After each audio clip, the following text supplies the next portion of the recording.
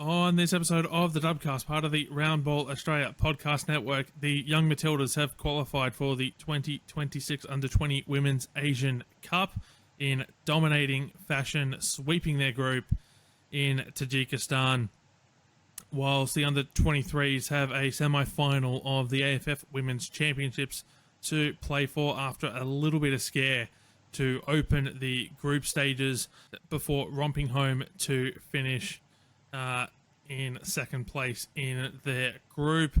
Western United's future is still very much up in the air. We have a small update on the potential release of the A-League women's fixtures, and there has been a ton of player movement, and we'll take you through it as best as we can on this episode of the Dubcast. Joining me, Poletti, as always, is Burke.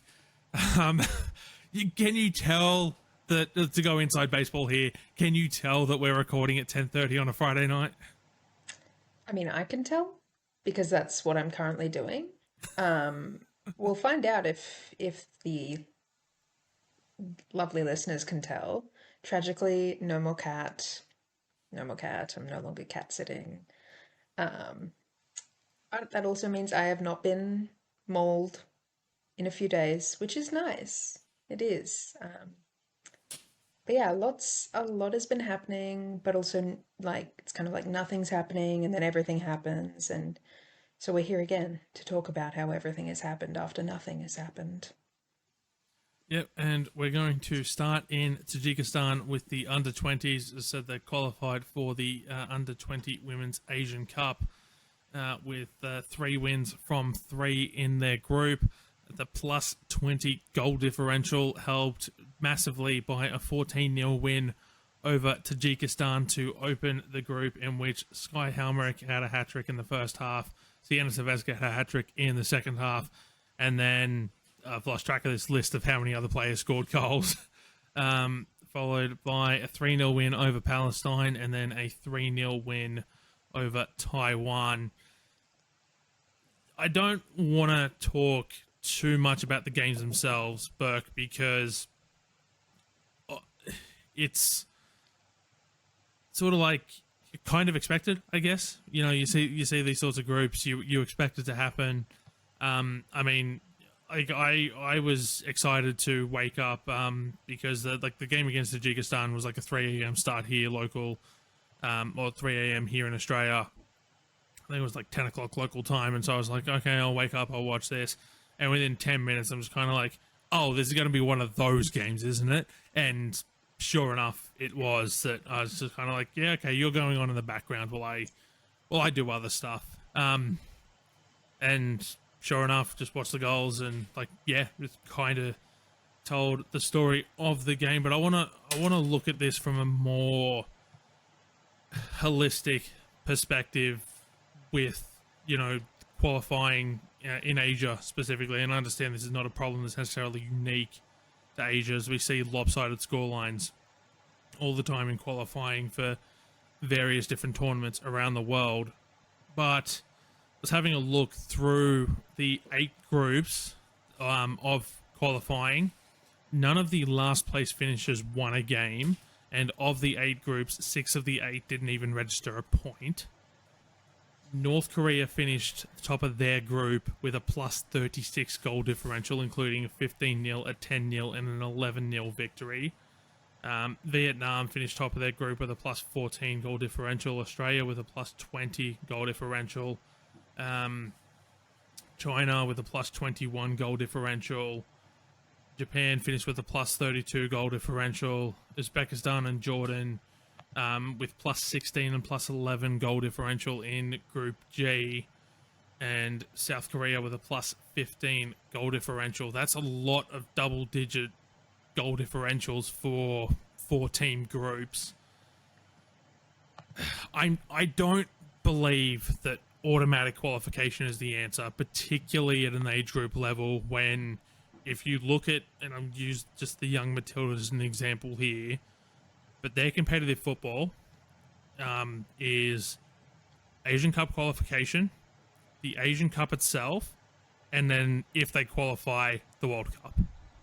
And that's every 2-year cycle. They have 3 windows of competitive football. The rest of the time, it's friendlies or training camps. Like they did the Pacific Islands Four Nations tournament, but for all intents and purposes, they're essentially friendlies, right? Yeah. They don't, you don't get competitive football at an age group level, and so but I look at this like, what does Bhutan, Nepal, and Saudi Arabia, what benefit do those three teams have, those nations have, by getting beaten 15, 10, and 11-0 by North Korea? What benefit does Tajikistan get from losing 14-0 to Australia? I don't know what the solution is, because like I said, I don't think automatic qualification is the answer, but like there has to be a better solution that isn't double-digit score lines aplenty in 14 groups. Yeah, it's hard because this is what got was this kind of these kinds of results. Sorry, it really is 10:30 at night. It was these kinds of results that got us pulled out from Oceania and put into Asia in the first place. Um, but I don't think there's anywhere else they can put us. I mean, unless we want to go the Eurovision route, and then they're just like, you can be in Europe too, which they're not going to do because that would be ridiculous. Um, yeah, it's hard because you have so many different sort of things working against you in this particular situation, where it's like, the women's game doesn't get funding. Women in a lot of these countries aren't even allowed to play sport, whether that be for like social reasons or like cultural reasons or religious reasons or whatever, none of which I agree with. I think everyone should be allowed to play football if they want to. I think everyone should be allowed to do whatever they want if they want to.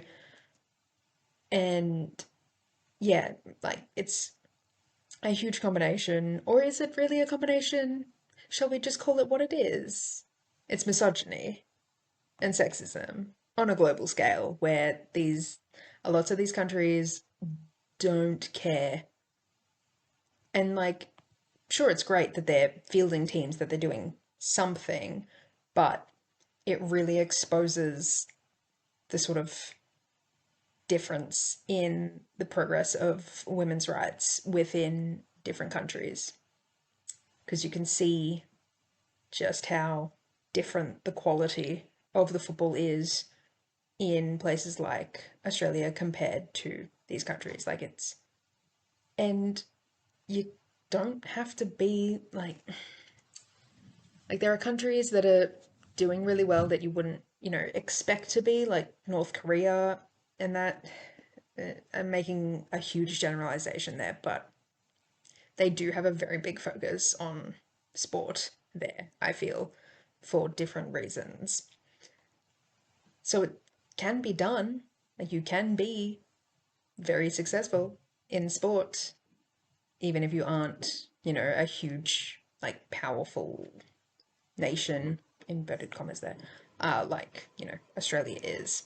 I'm going on a real tangent here. I think everyone understands the point that I'm trying to make, in that the women's game is severely overlooked, underfunded, and not cared about. And that's how we end up with these kinds of results. And there's no way to escape it unless these countries start caring about women and girls. Yeah, Yeah, that's the long story short of it, yeah, right? yeah. Yeah. I think so. I mean, like, you compare that as well with like the senior tournament, which does have a little bit of automatic qualification. The 2026 Asian Cup, obviously the two highest ranked teams by the FIFA rankings, plus the host nation. And yet, I think back to which edition was it? It was the last one that was in India, where Australia it was like 19-0 over Indonesia, I think it was. Like that's like so it's not just an age group problem. This is a whole of football sort of problem where I don't know what these results do to sides. Like I just don't think there is a ton of benefit to playing these games. Well, I guess there is and there isn't, because, obviously, I don't really want to see these kinds of games, but I guess it's also really it could be really eye-opening for people to see what a country is capable of when they put even some money behind it. Because obviously, we are very loud advocates for more money being put into the women's game. So if this is what you can get with something, imagine what you could get with, a lot. So I guess, but yeah, it's like, it's not really fun to watch. No. Not really, it's not.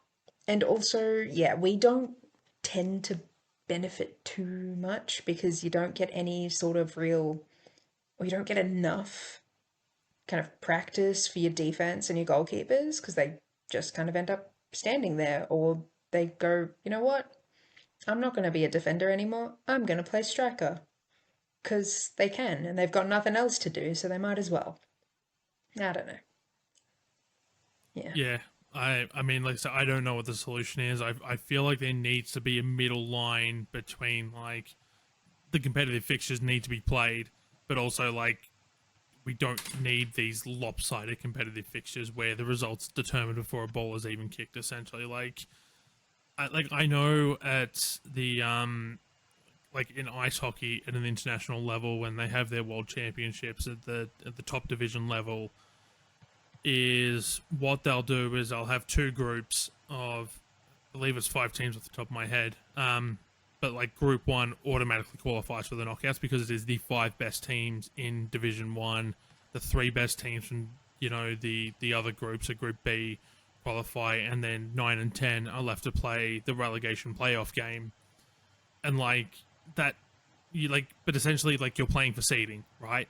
In group A, group B, you're playing to compete for a spot in the knockouts. But like, I don't feel like that's a solution either, because like seeding doesn't work in football tournaments. Like, we have pots for a reason, which is why the group draws get done the way they do. It's not like we can have where it's like, yeah, sure, let's automatically qualify these 8 teams and go play some knockout tournament to determine where you're going to play again in 6 months' time. Like, that doesn't work in football. So I don't know what the solution is other than invest a ton of money. But I thought it was important to have that discussion.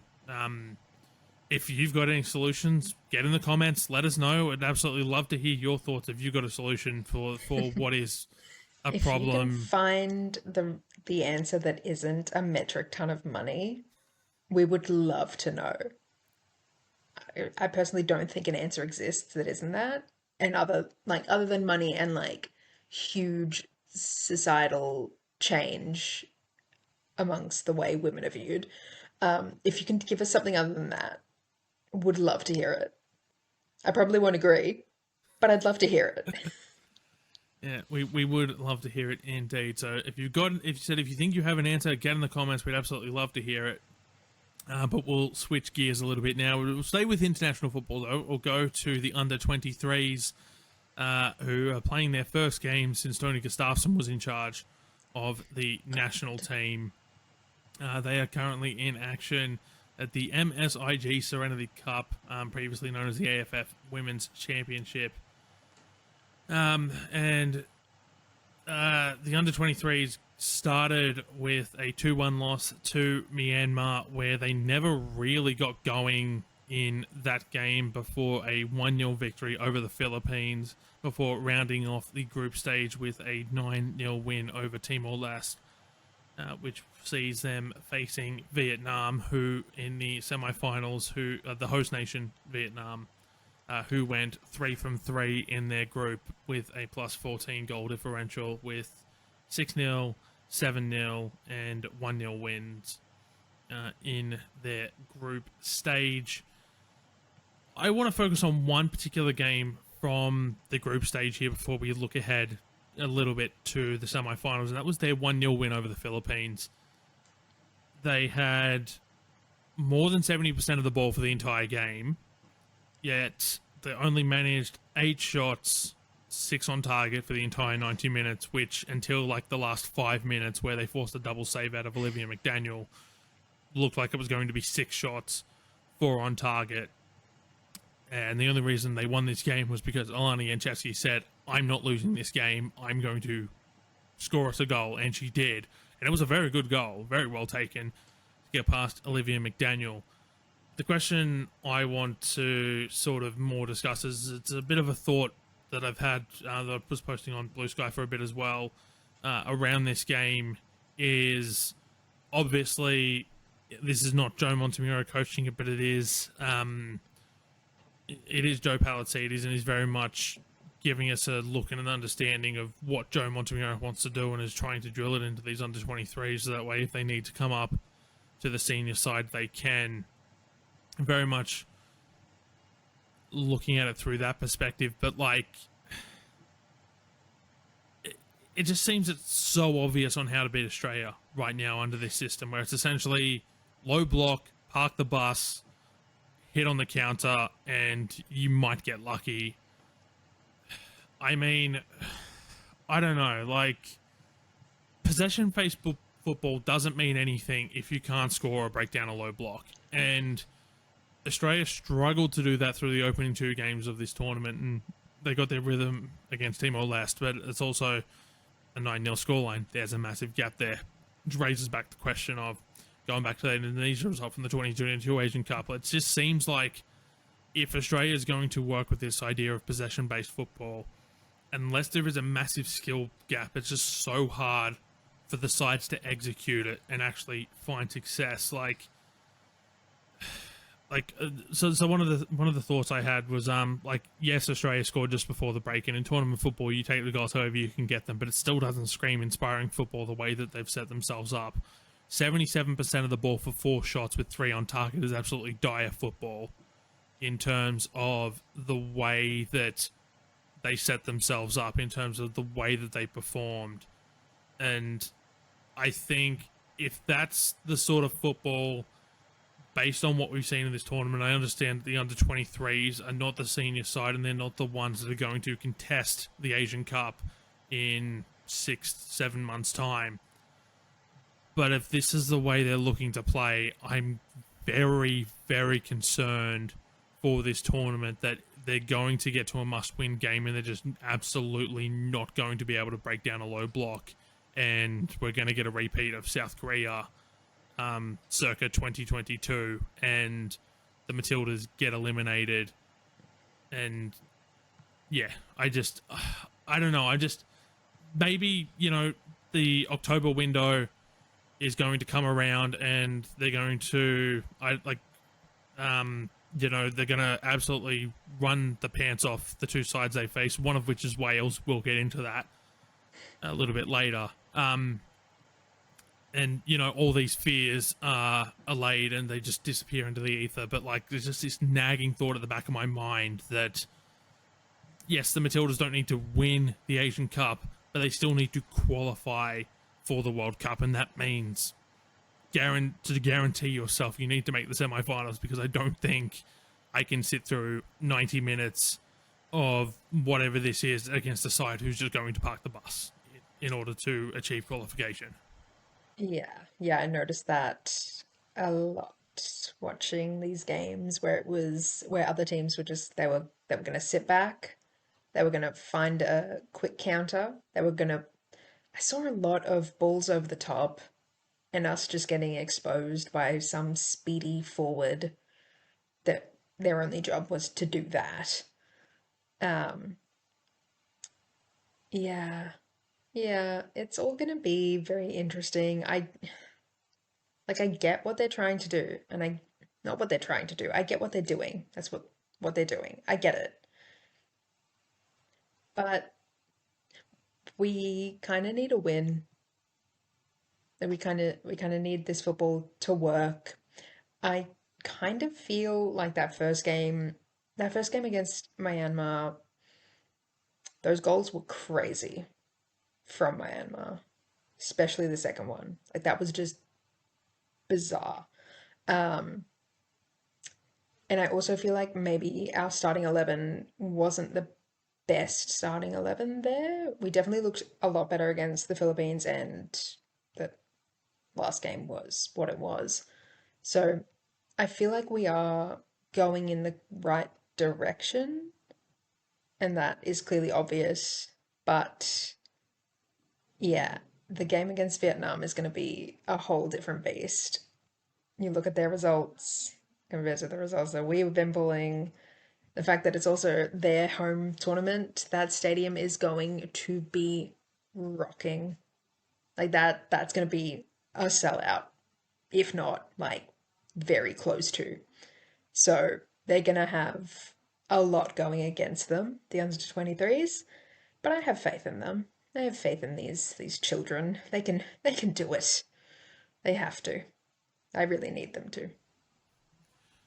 I think this sort of leads back a little bit to the part of what we were discussing before in terms of like the question of, you know, is the solution simply putting money into football? And I'm not going, you know, to say that this was the answer, but I don't remember which player did the post game interview on the broadcast, but I know but both that player and Poletti mentioned it in the post game press conference that they arrived in Vietnam the day before this game, so they barely had 24 hours to get acclimatized to what is a very humid climate, Yeah. especially this time of year. And I think that probably showed in the performance a little bit as well. Like, I think, yeah, they said they had the one training session, get acclimatized a little bit, and that was it. So, like, I don't know what the situation was there, but, like, could you not get them in a couple of days earlier to prevent that sort of a situation? I don't know what the answer is. Like, maybe there's a very good reason that they didn't turn up until the day before the tournament. But yeah, I don't know. It seems just weird. But anyway, semi-final against Vietnam awaits. That game is kicking off at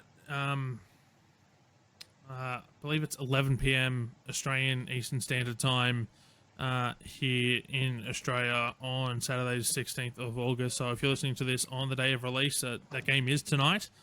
You know, it is available on YouTube. You might have to do a little bit of navigation if you want English language commentary, but it is available. You know, otherwise, you do have a stream with Vietnamese commentary that is available to an Australian audience. So it is watchable. I'm certainly going to be watching it, and I am very much looking forward to seeing how that plays out. It has been we'll move on now. There has been no real update on the Western United situation. So since we last recorded, they've obviously been found to not be able to have an A-League license by Football Australia's independent board. I forget the exact name of it. I don't have the details right here in front of me, but basically this independent board has determined that Western United are currently not fit to hold a license to compete in the A-Leagues, which is part of what has led to the delay of the schedule release. An update sent out to Mariners members today indicated that we're looking at September at the earliest for the public release of the fixtures. So cutting it very close to the start of the season there, Burke. Yeah. Yeah. I mean, this was obviously the schedule was obviously going to be delayed once the news about Western dropped. Obviously, they are contesting that removal of their license, which fairer, I guess. The whole situation with Western, obviously, I know it's been talked about a lot on our other pod, but I haven't said anything, so now it's my turn. I just think the whole situation is just a real shame because you can tell the Western United players. I'm only talking about the women's players here because I don't go there, and I won't go there. The women's players, you can tell they really love the team. They really love playing there. They really enjoy their football there.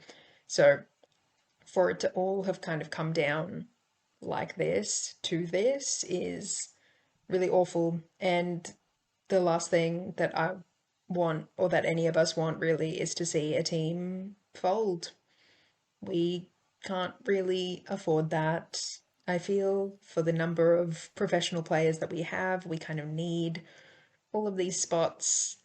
Um, Obviously, if they aren't able to have their license reinstated, then I guess Canberra United will have a lot more players to pick from.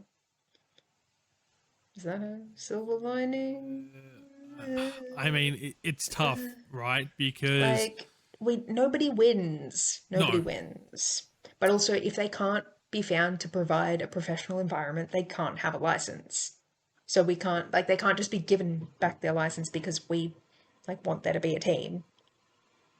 yeah, no, This sucks. it absolutely does suck. I agree. I said this on the Friday edition of the Round Ball Australia podcast as well. Like, I just Western United as a club has seemingly done almost everything right from inception. Like, you can argue the merits about whether they should have been given the license in the first place. We're not going to debate that. No. They're here. You know, we all should want them to survive. But they've done a lot of things right, particularly on the women's program. And I know Kieran Yap has brought this up as well.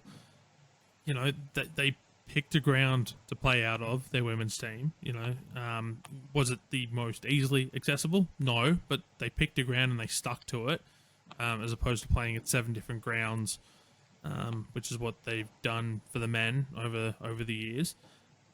They made the grand final in their first year. They should have hosted the grand final in their first year, Yeah, were it not that's for a whole different. were it not for the APL grand final deal. Does that result change if it's played in Melbourne? I mean, Sydney were incredibly good that day, but you never know. You flip the venue, maybe it changes. But I also get the feeling that was Ante Juric also saying, regardless of where this game is being played, we're not losing another grand final.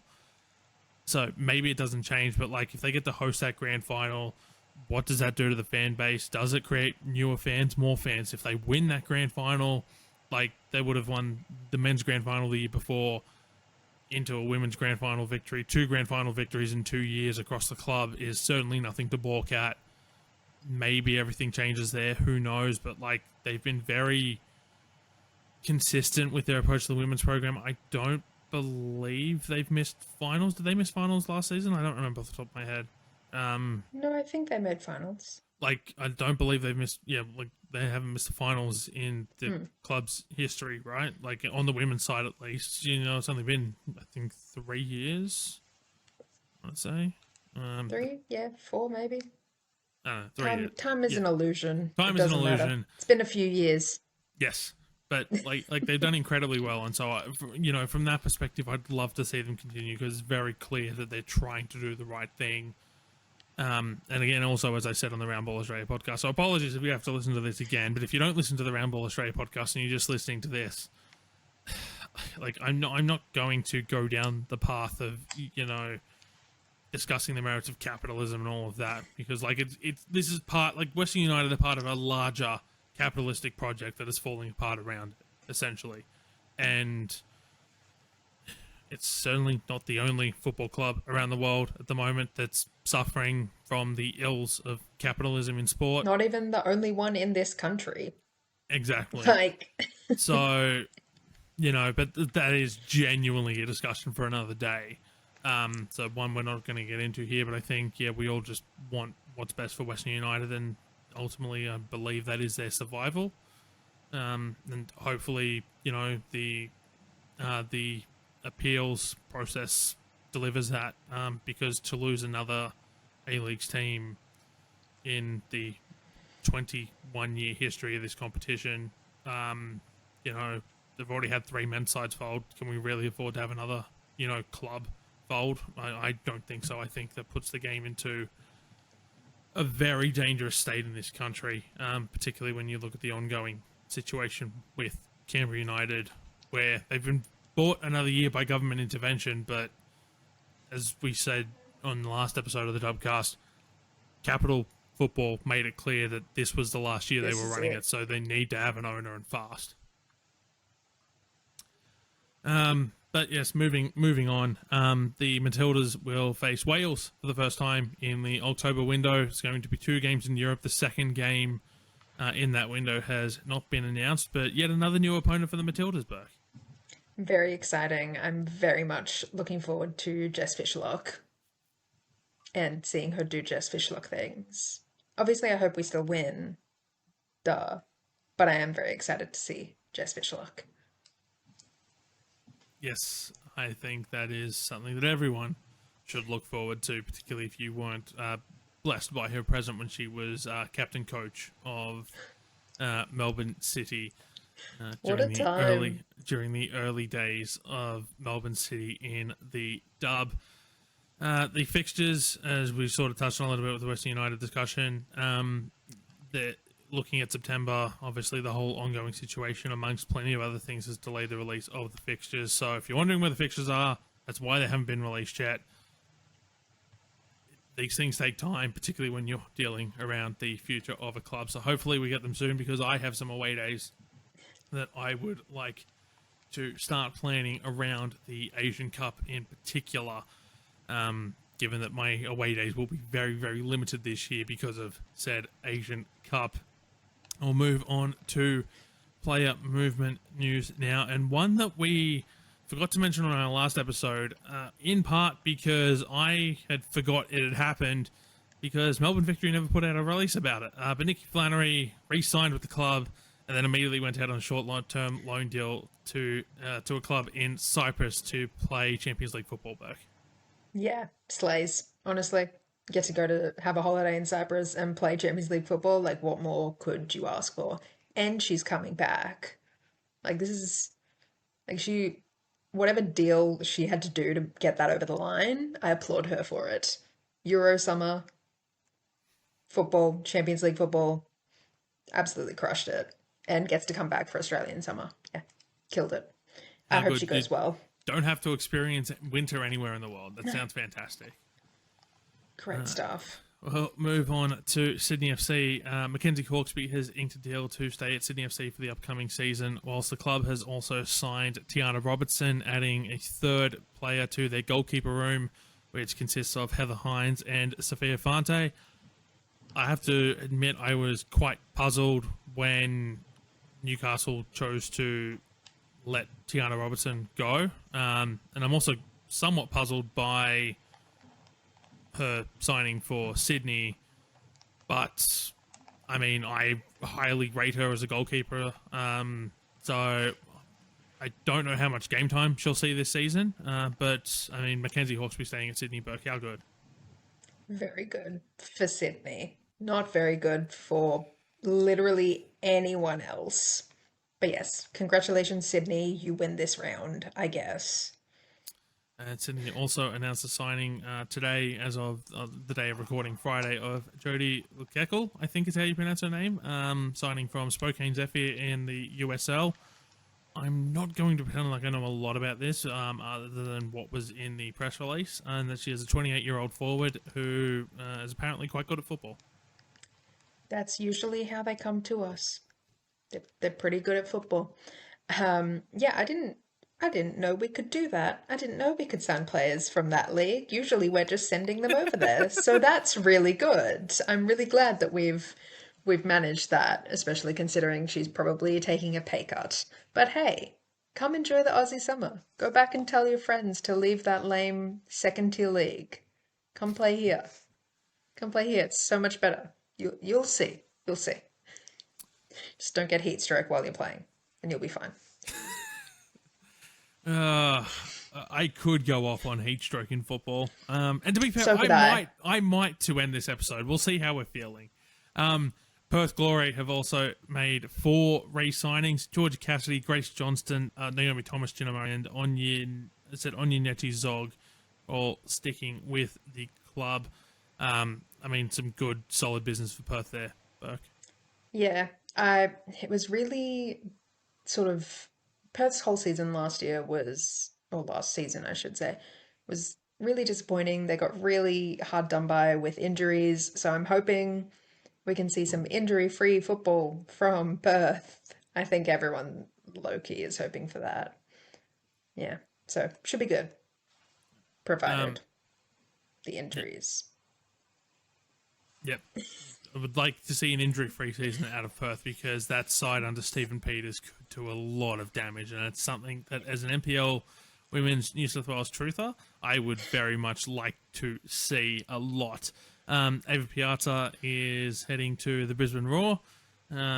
And then a couple of moves out of Melbourne City. Mariana Speckmeyer has departed for Durham FC in England, but they've also signed Danielle Turner Burke. Yeah, I'm going to be real with you. I don't know why that's happened. I do, from what I've read, they did sell Speckmeyer, so they did receive transfer fee for that. It was undisclosed.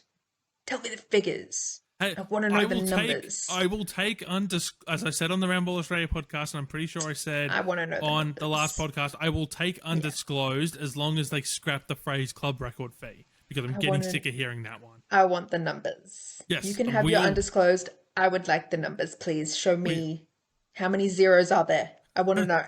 We all want the numbers.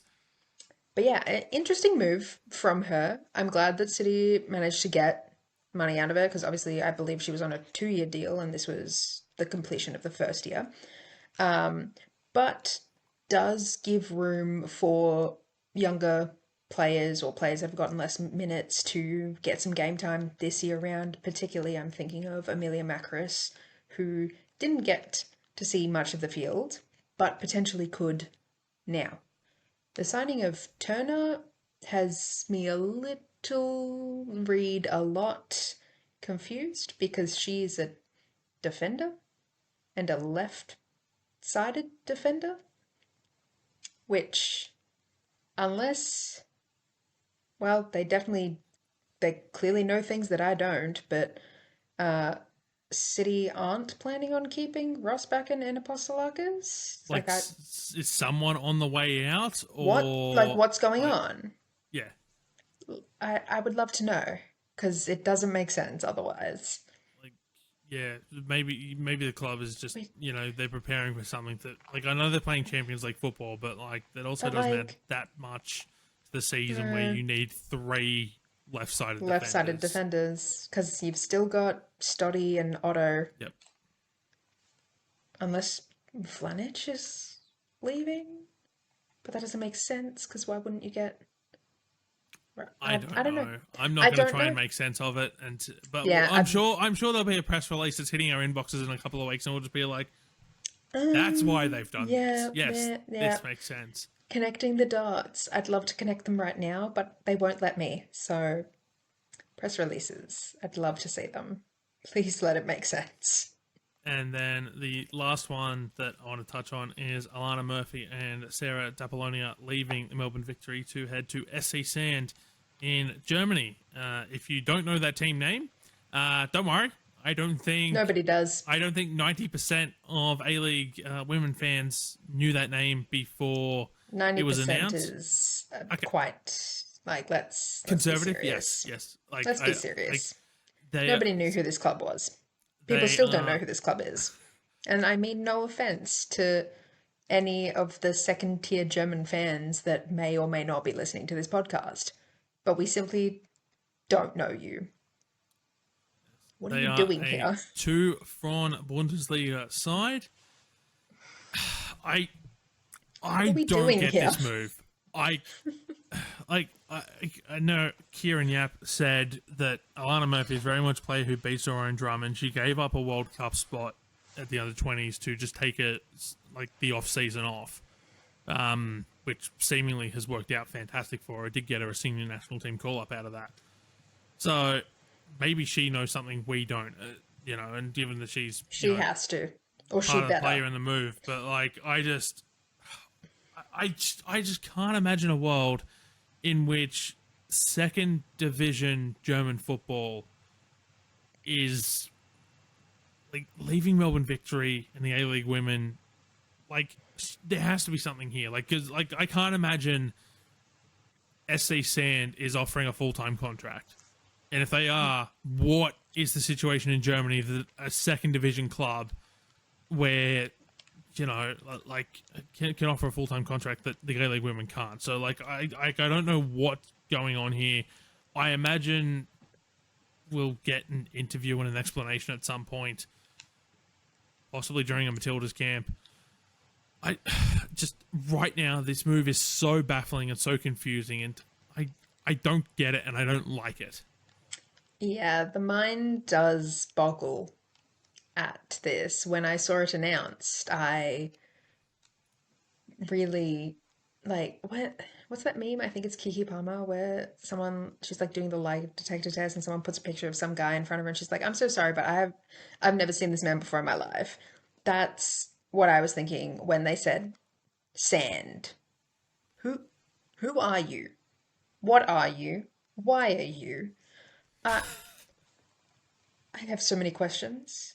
I'm not going to get any answers, mostly I don't because I have the don't answers for you. trust I don't trust Google Translate anymore, thanks to AI. So we may never actually know the truth because it will be in German. Um, I don't know. Did they just want to go live in Europe for a while? That like That makes uh, sense. I don't know. Lots of people like to live in Germany. I have a mate who's actually doing a year in Berlin, so it's not unheard of. But she also like works in fashion, so it kind of makes more sense than going to play tier 2 football. Not even like even the English tier 2 I fear is better.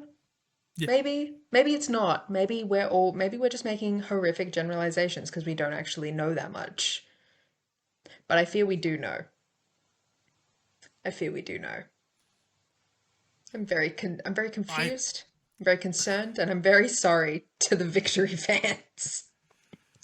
How did this happen to you guys? I Thank God Flannery's not like a permanently leaving. Can you imagine losing a player to second tier Germany and to Cyprus? I'd lose it. My head would be on Mars. Thank God. Thank God she's coming back. it would almost be enough to make someone insane in the brain, wouldn't it? Yes. Yes, it would. And if you understand that reference, I absolutely love you for it. You know what? I was trying to keep this under half an hour. We've obviously gone on a little bit longer. So why not, What? let's why not Us make it going overtime? That's crazy. so We don't do that. let's make it a little bit longer just because I can. This is very much a rant Hell yeah. directed at the NWSL. Hell yeah. What the hell were you doing making Portland and Seattle play in high 30s temperature on a synthetic pitch at 1 o'clock in the afternoon when the pitch, like the temperature pitch was recorded at on a synthetic pitch at 174 degrees Fahrenheit? I don't need to remember what the conversion is to tell you that is a bad game. That is a bad pitch to be playing football on. I, we live in Australia. We know what it's like to play football in these sorts of conditions. I've spent summers at 3 o'clock on a Saturday afternoon when they were doing that dub zone. Like you got 2 o'clock in Brisbane, 3 o'clock wherever. I sat at Wanderers Football Park on those metal seats in the middle of summer. I can't imagine what the players are going through having to play through that. What are we doing? Like this is not a joke. This is player welfare. Heat in football is a serious risk, and You yet say, it feels I like know you it's say it's not a risk, but this is also, it's not a joke, sorry, but this is also the league that did once play on a baseball field. So I don't know this if you is were a league there that has a for lot of that, problems but with it, and so I know player welfare hasn't necessarily been at the forefront of the history of the NWSL. no, it has There's a not. lot of rating for you if you're not familiar with the history of the NWSL. Pick up a book. Please, please go read about that time they played on a baseball pitch. That was crazy. The field was like the lines were like wonky. Oh, I'm having horrible flashbacks. Also, But yes, Loki, like multiple players, I think in that league also have had heart attacks on pitch. Not just Savannah King, who was the most recent one. There was one years and like quite a few years ago. Like this, am I showing my age here? I, you're younger sorry. than me. Well, do you remember when Lauren Holiday had a heart attack during one of the finals when she played for Kansas? Because I do. No, I See, don't. see. Yeah, that league. I don't know, man. They'd just be doing things. They'd just be doing things. None of them are good. It's so Sorry, bad. did you say 170 something Fahrenheit? Like 170 Yes, Fahrenheit? triple digits. Yes. It's But like like 79 degrees Celsius or something uh, does that on a not synthetic pitch. does that Like, not violate like the Human Rights Charter or I something? don't know. All I know is that this Like, league played this stupid game at this what? stupid time. Like we've learned our lessons in Australia not to kick games off before 5 o'clock. It took a lot, but we've learned that lesson in summer, and this is summer in the United States, and it's a 1 o'clock kickoff time, presumably for TV. What are we doing here? What are we doing here, NWSL? Get your crap together. They have good viewership numbers anyway. Like it's a good third, if I'm remembering the numbers right, like it's a third higher percentage than the men's league. They get, like, people will watch, and I'm sure if you put it on a few hours later, they will still watch. And they'll probably enjoy it more because they probably also won't be sweating to death like the players are. Yeah, like I got a reply from someone on Blue Sky about it where basically like they had to leave their seat for the entire game to go Shock. stand under the shade. Like, Shock. what a shock. Like, this was played during a heat warning, like, from the National Weather Service. Like, what's left of the National Weather Service I in the was just United going to say, I States. didn't know That they is still had that. that is another story that we are not going to get onto here No, on the no, Dubcast. we're That not is not my paid for rant. that. That is my rant. Get Fair. it together, NWSL. Get it together. Says 100% agree, 100% back that. The NWSL has been a very interesting league since I started paying attention to women's football. If you want to have another good little laugh about the NWSL, you should go see what their old trophy looked like, because that thing was hideous. Hideous. Wouldn't I have even don't. wouldn't have even made a good weapon. Like it would have, but you would have hated using it as a weapon because it's so heinous. Um, yeah. Maybe don't actually look into the history of the NWSL. Maybe don't do that to yourself. It was bad enough that I had to live it. Don't do that to yourself. Yes, I know. I know. I said read a book, but I imagine you'll be screaming and ripping the pages out if you do so, because there is a lot of nasty stuff in the history of the NWSL if Yeah. you're not aware of it. But that will do for this episode of the Dubcast. Oh, that's staying in. Bugger it. That's staying in. But that will do for this episode of the Dubcast, part of the Round Ball Australia podcast network. As always, remember to hit the subscribe button and the little notification bell to know that when we're going to pop up, because with these games all being spread out, transfer news all being spread out, we don't know when we're going to be back. But we'll be back at some point over the next couple of weeks to talk some more football and hopefully some more player movement news. Burke, yes, you just saw Sam Purr almost falling off the top of the cat tree. Poor, poor thing. This has been a 10:30 record for the ages. It really has. I was gonna say maybe we never do this again, but also it was kind of funny, so maybe we should. I don't know, let's wait to see what the people think. Do they think we're funny at now almost 11:30 p.m.? We shall have to wait and see. So I think one way to find out. But thank you very much for tuning in today, and goodbye.